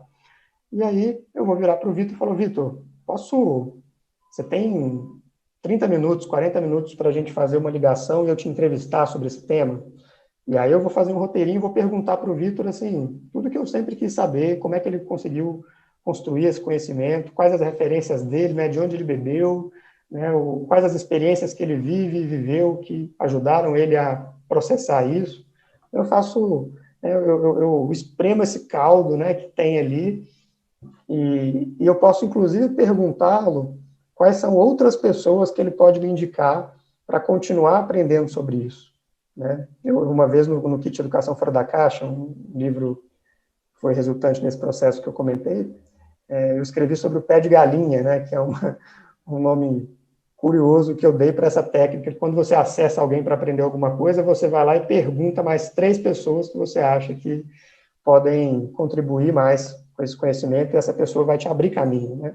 E assim você vai navegando nessa cartografia da sua própria rede de contatos. E isso é um processo fantástico. Você vai construindo capital social, você vai construindo relacionamento, conexões. Tem amigos que eu tenho até hoje que foram fruto dessas entrevistas ou dessas conversas de aprendizagem que eu tive ao longo desses anos. E, por fim, o R de redes, que é um grupo minimamente organizado de pessoas que produzem conhecimento sobre determinada área. Você pode acessar isso intencionalmente. A SBGC é um grande exemplo de uma rede nesse sentido, e tantas outras que a gente tem por aí. Para praticamente qualquer assunto que a gente quer pesquisar, se a gente quer aprender a fazer risoto, a gente pode acessar uma rede de chefs, uma rede de gastronomia, enfim. Então, existem muitas redes, especialmente a internet é um grande antro delas, né? A gente pode se servir nesse processo. Então, o CEP mais R, nesse sentido, é como se fosse um cardápio, né, de possibilidades de aprendizado e construção de conhecimento. As entrevistas, né, eu falei aqui, eu vou passar um pouquinho batido por isso, porque eu já comentei, eu sei que eu tenho pouco tempo aqui, e já pular direto para separar tempo para aprender, né, que no aspecto de rotina, eu acho que foi o Américo que comentou, o Vitor, na verdade, no início da sua apresentação, você tem esse aspecto da rotina, né, gestão da rotina como um aspecto importante da gestão do conhecimento pessoal. Eu acho que separar tempo e espaço para aprender é um elemento importante dentro desse aspecto, né. Eu geralmente costumo recomendar 2 formas de você fazer isso. Tem aquela 5-hour rule, né, que é a regra das 5 horas, que ficou famosa, que grandes pensadores e figuras de autoridade, elas separam 5 horas para aprender toda semana.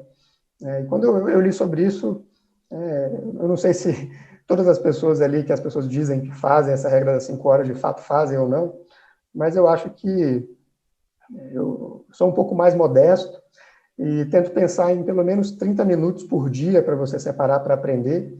E esse aprender pode ser uma coisa muito ampla, né? Pode ser as horas de reflexão que o Américo citou aqui, pode ser tempo de leitura e anotação, pode ser tempo para você fazer um journaling, né? Você fazer uma reflexão consigo mesma guiada por algum instrumento.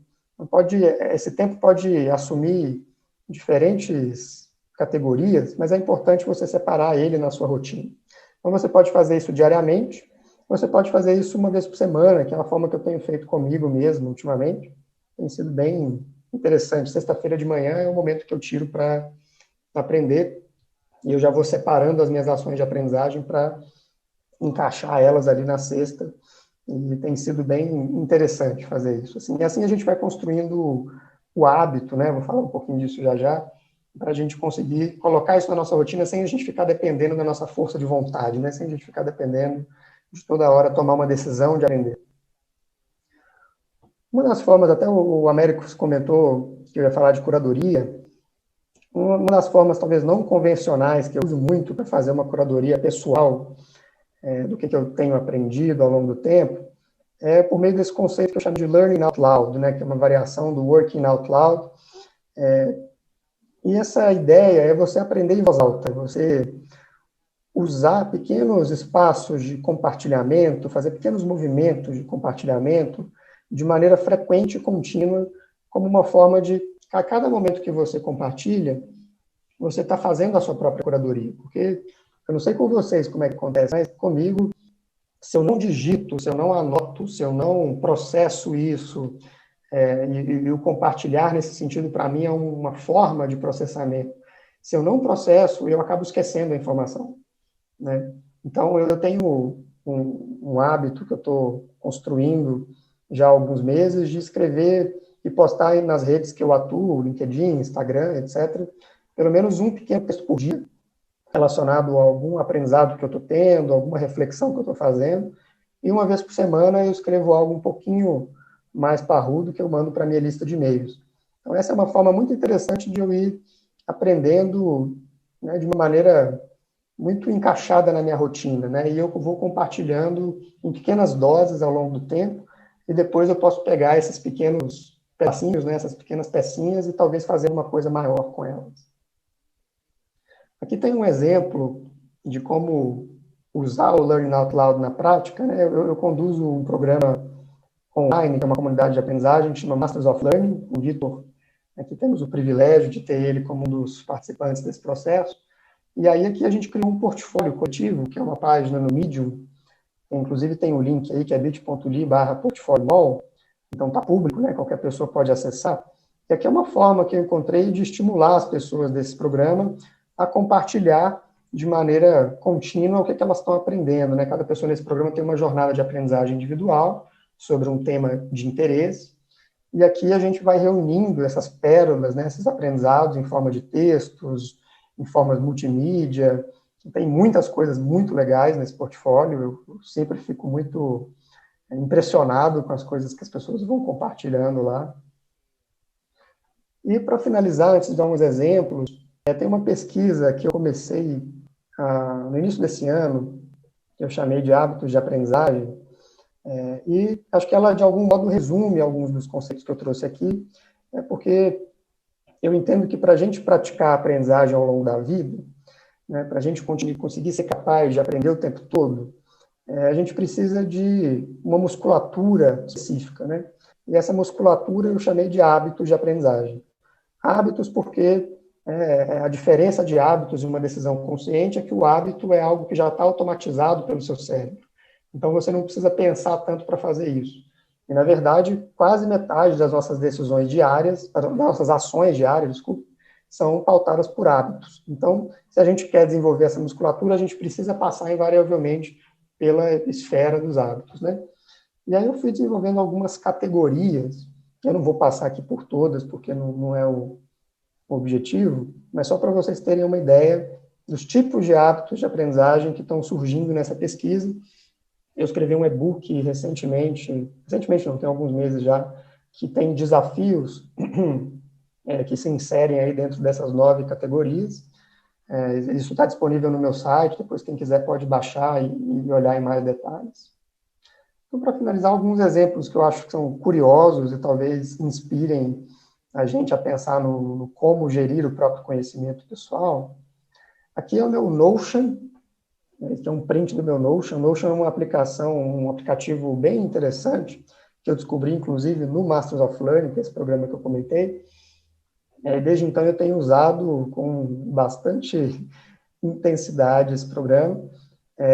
Aqui são as minhas anotações, né? Tudo que eu vou aprendendo, vou consumindo de conteúdo, até mesmo conversas com pessoas, eu vou anotando e fazendo aqui o processamento dessa informação, né? E muitas dessas coisas aqui que estão nas minhas anotações já foram matéria de posts que eu já escrevi, de textos que ficaram um pouco mais longos, eu resolvi compartilhar, de coisas que eu uso em palestras, enfim. Então, é um repositório bem interessante, ele tem templates, ele tem umas funcionalidades bem legais, vale a pena dar uma olhada. O site é notion.soul, para quem quiser, uma ferramenta bem completa. Mas tem alguns de nós, talvez, temos preferência por formas mais simples, né, de fazer um processamento do próprio conhecimento. E aqui é um exemplo da minha namorada, Marcele. Ela faz grupos de WhatsApp com ela mesma, vários, sobre diferentes assuntos. DHO, BeHealth, sobre ser saudável. E aí você pode fazer isso com você também, né? Como o WhatsApp acaba sendo um lugar que a gente está muito dentro dele o tempo todo, então, talvez fica mais fácil a gente fazer dentro disso que a gente já passa muito tempo, né? Então, você cria um grupo lá, coloca mais alguém, depois você tira a pessoa, preferencialmente alguém que você conhece, para a pessoa não estranhar, né? E aqui um outro exemplo que eu uso, esse também é um print da Marcele, mas eu faço exatamente... Oi, pessoal, tudo bem? Boa tarde. A gente, acho que teve um probleminha aí na conexão, né? Queria só dizer, então, que o material aí do pessoal vai ficar disponível, tá? Acho que o Alex já estava no finalzinho, então vocês não perderam muito. Ele compartilhou basicamente algumas ideias de como fazer o compartilhamento do conhecimento, tá, pessoal? Eu vi que a gente recebeu algumas perguntas aqui, então, para a gente não atrasar ainda mais o horário, né, porque vai ter uma próxima no próximo painel daqui a pouco, eu vou pegar essas perguntas, vou mandar para eles vão responder e depois eu compartilho com vocês, porque eu vi quem fez as perguntas, então depois eu compartilho com vocês. Então, agora eu abro espaço para os nossos panelistas se despedirem. Então, muito obrigado, Alex, muito obrigado, André e Américo, pela participação de vocês. Então, deixo a palavra para vocês aí, para vocês concluírem também. Beleza, vou seguir o protocolo da ordem que a gente começou aqui, Alex, Vitor. Foi um prazer ouvir o Alex, o Américo, fazer parte desse encontro, desse painel. Aprendi bastante, acho que todos nós saímos aqui inspirados em diversos aspectos, seja sobre o contexto do mundo em transformação, a profundidade acadêmica trazida pelo professor Américo e os insights práticos do Alex. Então, eu quero agradecer, deixo à disposição o meu site, caso alguém queira manter contato, www.andrebelo.com.br. Você me acha lá e de lá você consegue me seguir em todos os lugares. Andrebelo com 2 Ls.com.br. Muito obrigado, Vitor.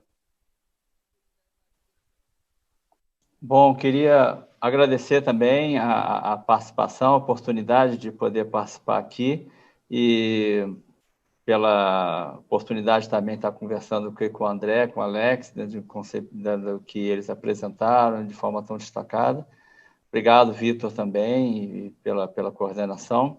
E, assim, realmente, um assunto como esse que nós estamos conversando, ele é uma grande integração, né, dos aspectos do conhecimento adquirido até agora, de todas as questões que vai desde a formalidade acadêmica, vamos dizer assim, até o dia a dia prático, o dia a dia das empresas, das organizações, da vida, né?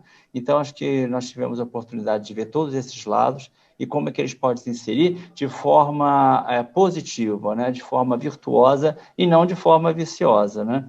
Então, gostaria mais uma vez de agradecer a oportunidade e meu e-mail pode ser o americoramos@id.uf.br, depois eu posso disponibilizar ou fazer mais algum acréscimo. E quem quiser conversar comigo também fico a dispor, tá bom? E tem também o LinkedIn, os contatos do LinkedIn também podem ajudar nisso. Muito obrigado mais uma vez e até uma próxima. Bom, agora que eu reparei que eu sou o único não fluminense aqui, né? São todos do Rio, ou pelo menos parece pelo sotaque, eu posso estar fazendo uma suposição. Mas feliz de estar aqui com essas pessoas incríveis que eu admiro e passei a admirar também, que não conhecia ainda. Eu fiquei pensando numa frase assim, que eu acho que é legal nesse contexto do John Taylor Gatto, que ele fala que genialidade é tão comum quanto terra. Eu acho que gestão do conhecimento pessoal, aprendizagem autodirigida, aprender a aprender, acho que são processos que ajudam a gente a despertar essa genialidade que está aí, né? A gente só precisa acessar. Então, agradeço muito também vocês três, foi um prazer estar aqui. Meu site é alexbretas.com, meu Instagram é alexbretas11, quem quiser me segue lá, acho que tem muita coisa ainda para a gente conversar. Agradeço. É isso aí, pessoal. Um abraço. Fiquem aí. Agradeço também aos tradutores também. E daqui a pouquinho vai começar próximo painel. Isso, pessoal. Bom, tchau. Muito obrigada a todos. Obrigada, Vitor, pela condução. Obrigada, Américo, Alex, André, por compartilhar com a gente, né? E, bom, gente, desculpa aí, a gente teve alguns problemas técnicos aqui, mas já está tudo sanado. O próximo painel começa em 12 minutos. Já tem alguns painelistas aqui presenciais, que são aqui de São Paulo mesmo, né? Então, estão aqui na Uninove com a gente. Então, vai ser o painel Inovação Digital Setorial, com a Soraya Dalcou, do Hospital Sírio-Libanês. Tem o Leonardo Bruno, da Matos Filho Advogados, o Alexandre Calil, da Universilab, e o Felipe Pacheco, da Universidade 9 de Julho. E todos eles sob a moderação da Elisandra Hurtado, da SBGC. Bom, gente, obrigada. Queria agradecer também aos intérpretes, né, que fizeram a tradução do português para o inglês, né, que que esse nosso evento está tendo transmissão internacional também, então isso é muito legal, a gente tem algumas pessoas de fora do Brasil conectadas conosco, né? Então, os intérpretes de hoje foram o Felipe Pazello e a Denise Cipulo. Muito obrigada, gente. Obrigada, e a gente retorna em 11 minutos agora, tá certo? Tchau, tchau. Obrigada, até mais. Tchau, tchau.